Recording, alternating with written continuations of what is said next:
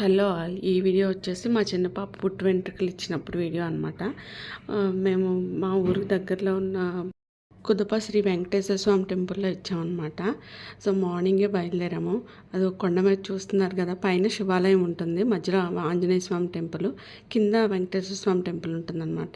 ఇక్కడ చిన్నపిల్లలకి ఎక్కువగా పుట్టు వెంట్రుకలు ఇవ్వడం, అన్నప్రాసన చేయడం అలా ఎక్కువ చేస్తూ ఉంటారు. తన్వికి కూడా ఇక్కడే చేసామన్నమాట.